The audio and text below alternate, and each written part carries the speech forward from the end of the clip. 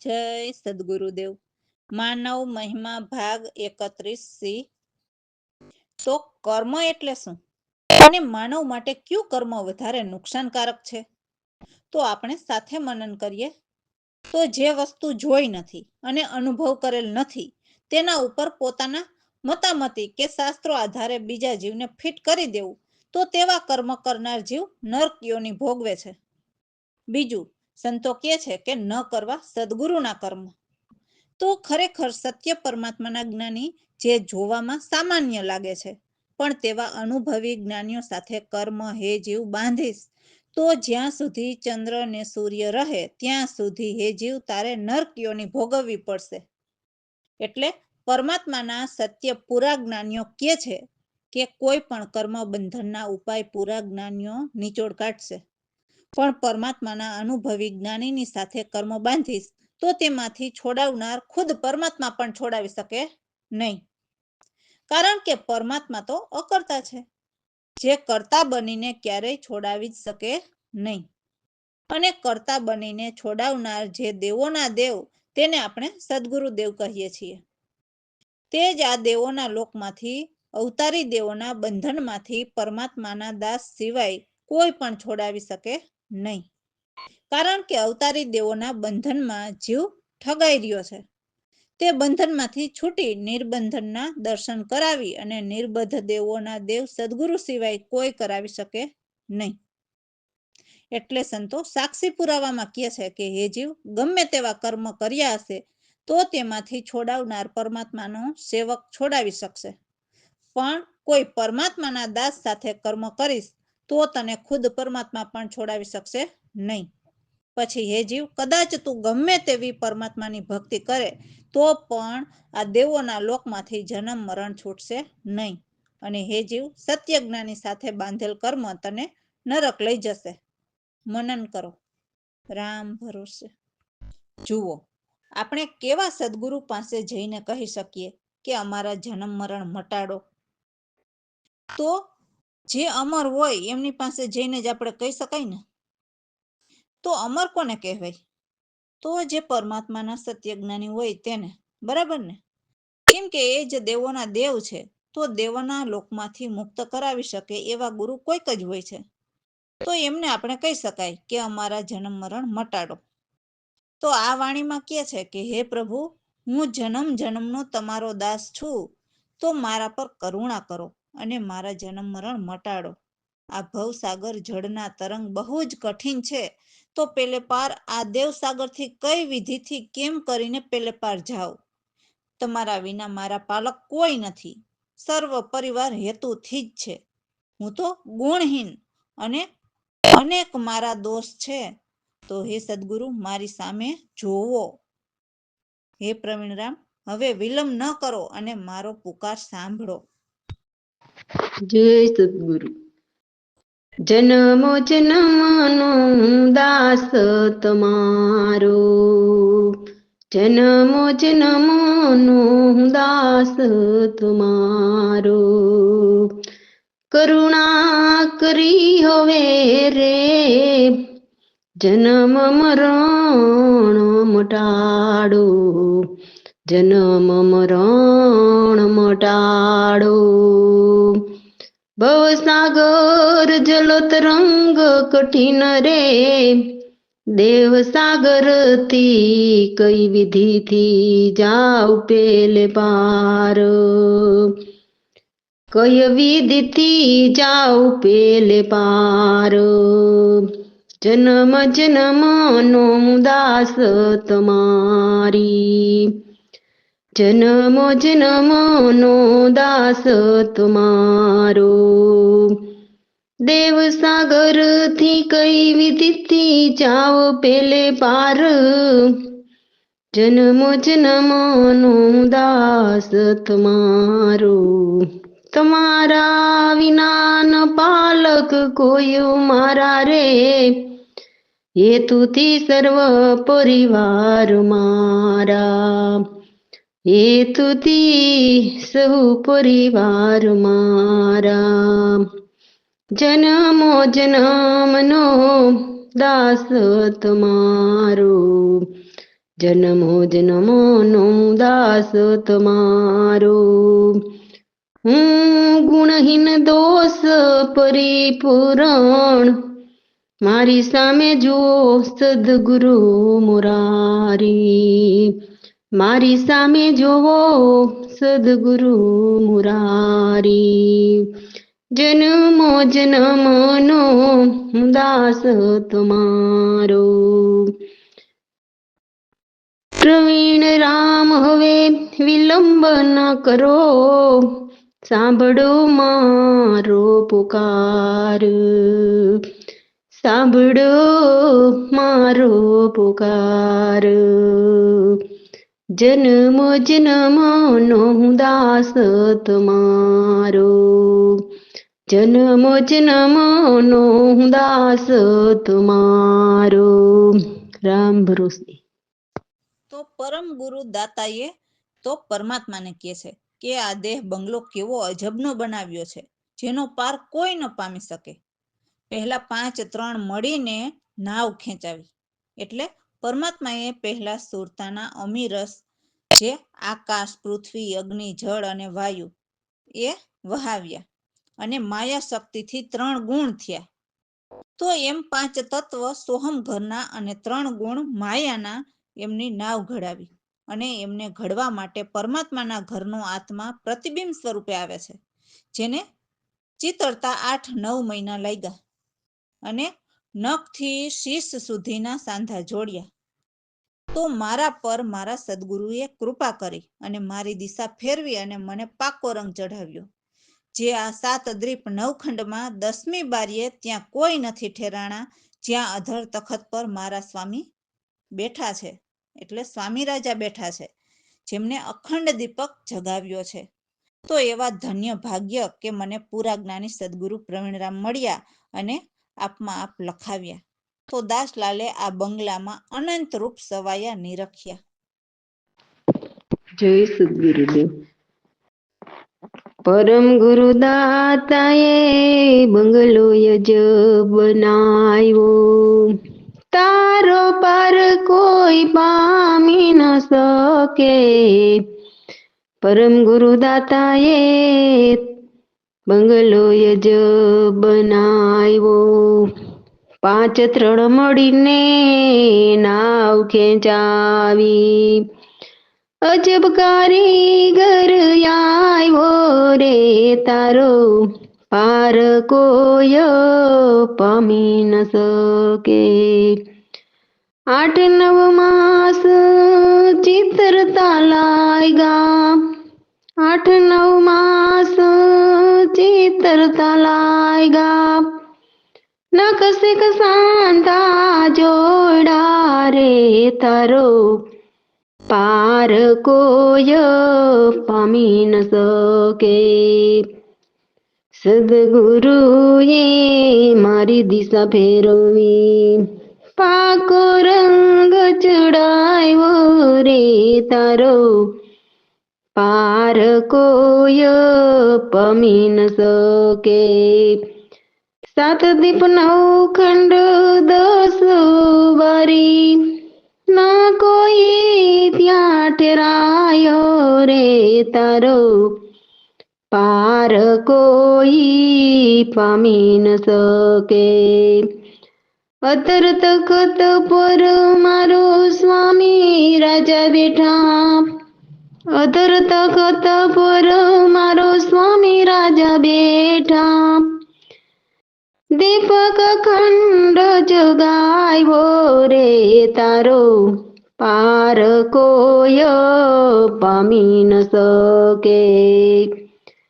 ધન્ય પ્રવીણ રામ મળ્યા ગુરુપુરા, આપ માયા પલખાવ્યા રે તારો, પાર કોઈ પામી ન શકે. દાસલાલે આ બંગલામાં નિરખ્યા, અનંત રૂપ સવાયા રે તારો, પાર કોઈ પામી ન શકે. તારો પાર કોઈ પામી ન શકે. રામ ભરોસે. તો હવેની વાણીમાં કહે છે કે હે સાહેલી સુરતા, આપ જ આપમાં અખેલ ખેલે છે, જે અચલ અડોલ અભંગ છે. તો એક જ છે, તો એમાં શું એક કે બે કે શું આર પાર હોય? નિર્વિભાગ નિજ સ્વરૂપમાં કોઈ સાર અસાર નથી. એકબીજાની અંદર તો ભેદ અભેદ અને વિકાર ભરેલા હોય છે, પરંતુ નિર્વિકાર નિર્ધુંધમાં નિરાકારના કોઈ આકાર નથી હોતા. શું બ્રહ્મા, શું ઈશ અને શું જીવ સંસાર, સર્વાતીત નિર્વાણમાં તો નિર્માયા એ જ સુખ સાર છે. શું આસ્તી, શું નાસ્તી, શું અંદર, શું બહાર, તો એ પ્રશ્ન દાસલાલ કરે છે અને કહે છે કે તમે જ મારા શ્વેત પ્રકાશનહાર છો. જય સદગુરુદેવ. સાહેલી આપો જ આપો ખેલ રે, અચલ્ય ભંગ ડીલ રે. સાહેલી આપો જ આપો ખેલ રે, કિયાં એક કિયાં બે રે, કિયાં યાર કિયાં પાર રે. નિરવિભાગ નિજ સ્વરૂપમાં નહીં કોઈ સાર યસાર રે. સાહેલી આપો જ આપો ખેલ રે, એક બીજાની અંદર રે, ભેદ ભેદ વિકાર રે. સાહેલી આપો જ આપો ખેલ રે, નિર્વિકાર નિરધુંધમાં નહીં નિરાકાર યકાર રે. સાહેલી આપો જ આપો ખેલ રે, કિયાં બ્રહ્મ કિયાં ઈશ રે, કિયાં જીવ સંસાર રે. સાહેલી આપો જ આપો ખેલ રે, સર્વાતીત નિર્વાણમાં નિરમાયા સુખ સાર રે. સાહેલી આપો જ આપો ખેલો, કિયાં યાસતી કિયાં નાસતી, કિયાં અંદર કિયાં બાર રે. પ્રવીણ રામ તમારો દાસ લાલ, તમે શ્વેત પ્રકાશનો આર રે. સાહેલી આપો જ આપો ખેલ રે. રામ ભરોસે. તો હવેની વાણીમાં સદગુરુની શોભા એટલે ગુણ ગાવાની વાત કરી છે કે સદગુરુની શોભા ગાવો એટલે એમના ગુણ એટલા મહાન છે. તો હે જીવ, હર કોઈ અમારા સદગુરુને દિવસે દિવસે 2 ગણા અને રાત્રે 4 ગણી પ્રીત પલ પલ લગાવો. અમારા સદગુરુ પ્રવીણરામ પ્રભુ સર્વ સમર્થ પૂરા છે. તો હે સર્વ જગતના જીવ, એમના શરણે આવો, જે મહાકૃપાળુ છે. પલમાં ન્યાલ કરે અને આપ માલામાલ થઈ જાઓ. જો જીવનું કલ્યાણ ઈચ્છતા હોય તો કેવળ પદને પામેલા સદગુરુને મનાવો. હે જીવ, ઉર્મા પ્રેમ એટલે પૂર્ણ પરમાત્માને ઉર્મા ધરીને આ ભવસાગર તરી જાવ. સાધન એ જ સાર છે, તો ખોટા પ્રપંચને વિસારી દે, દુર્મતિને દૂર હટાવો. આપો આપને ભીતર જ લખાવે, તો આપ હે માનવ બહાર કેમ ભટકો છો? પ્રવીણરામ પરમ દયાળુ છે, તો એમને બધા જ સંશય ખોલીને બતાવો, જેથી એમાંથી મુક્ત થઈ જઈએ. તો સદગુરુ શરણે રહીને આ દાસલાલના જીવન સફળ થયા. તો હે જીવ, આપ પણ નિત્ય જાગીને સદગુરુને શીશ નમાવો. જય સદગુરુ. શોભા મારા સદગુરુ પ્રભુની ગાવો રે, દિવસે દિવસે 2 ગણી રાત 4 ગણી, પલ પલ પ્રીત લગાવો રે શોભા મારા સદગુરુ પ્રભુની ગાવો રે પ્રવીણ રામ પ્રભુ મારા સમર્થ પૂરા સર્વ જગ શરણે આવો રે મારે કૃપાળુ ન્યાલ કરે પોલોમાં માલામાલ થઈ જાવો રે